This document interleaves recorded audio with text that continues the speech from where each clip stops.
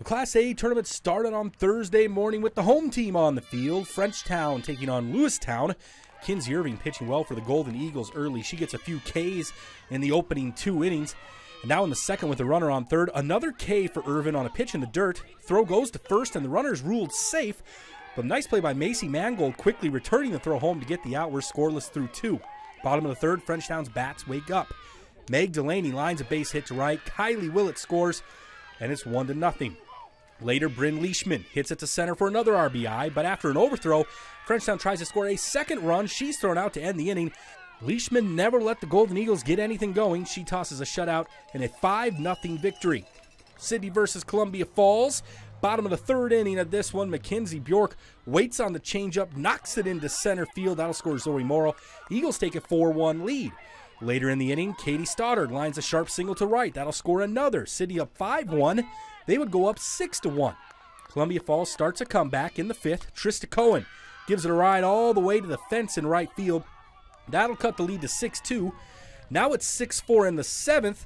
Kaylee Ash hits a sac fly to center. That's going to bring in another run, and the Wildcats are within 1, but a ground out to second will end the game 6-5. Sydney wins a state tournament game for the first time in program history.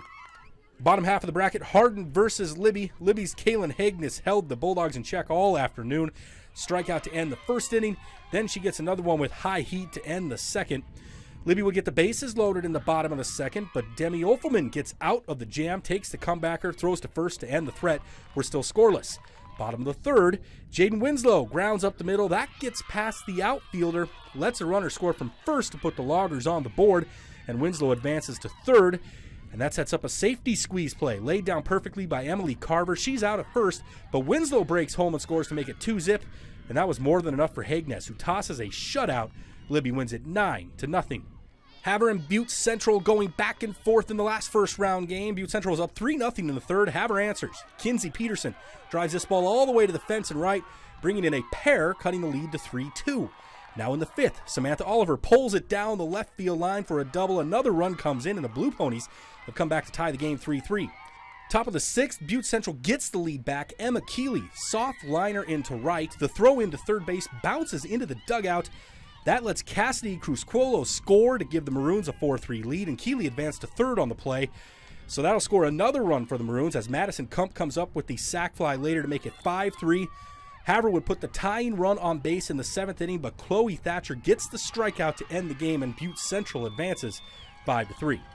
So all of those winners moved into the second round later this afternoon. That's where we found a rivalry match between Polson and Frenchtown. The Pirates are the higher seed, but it was all Bronx early on their home field.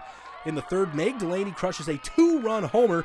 Frenchtown would go up 7-0, but Polson comes back. It's now 7-4 in the 5th with 2 runners on.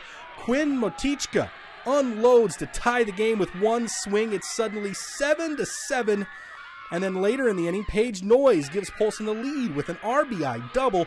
Polson scores 10 unanswered runs to storm back and shock Frenchtown 10-7. Belgrade is the dominating defending champs, and they proved it against Sydney in the second round. A scoreless in the second, Ellie Misnick knocks a single in to put a couple Panthers runners on. But Sydney doing a good job early in this one. They get out of the jam. First baseman Mackenzie Bjork, a great catch in foul territory to end the inning. So we're still 0-0 into the third.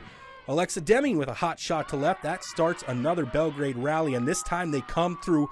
Olivia Cook gives it a ride to center. That'll score a pair, and Belgrade went crazy after that. They blow out Sydney in the late innings to win it 19-0. In another Western Montana showdown, Southwest A top seed Hamilton took on Libby. We pick it up in the bottom of the 6th. Hamilton up 4-2. Haley Hudgens hits it past everyone for a triple. A couple more runs will come in. That puts the Bronx up 6-2. Hamilton looking for more. Maggie Ringer with a line drive, but check out the catch by Haley Cannon in center, preventing more damage for a while, but it didn't prevent it for long, because still in the 6th, Caitlin Dillon slams a 3-run homer. That pushes the lead to 10-2. Libby scored a couple late, but it's Hamilton marching on 10-4 over the Loggers. Last second round matchup, Butte Central and Miles City in a tight one. Bottom of the second, Miles City up 3-1. Cassidy Cruzcuolo drops a blooper into center for a base hit. Chloe Thatcher thinks about coming home. She gets caught in a pickle, but check it out. After several throws back and forth, the ball is going to hit Thatcher. That lets her score, and it cuts the Miles City lead to 3-2.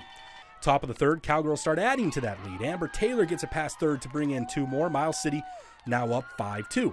Jump to the top of the sixth. It's 5-4. Arena Porter threw the glove at third. Alexa Capel scores and makes it 6-4 Cowgirls. And then Michaela Hudson going to crank one deep to center to bring in Taylor. Miles City up 7-4. They would end up going up 8-4. Thatcher trying to keep the Maroons in it. She cranks a 2-run homer to left late, but that was as close as Butte Central would get. Miles City moves on 8-6.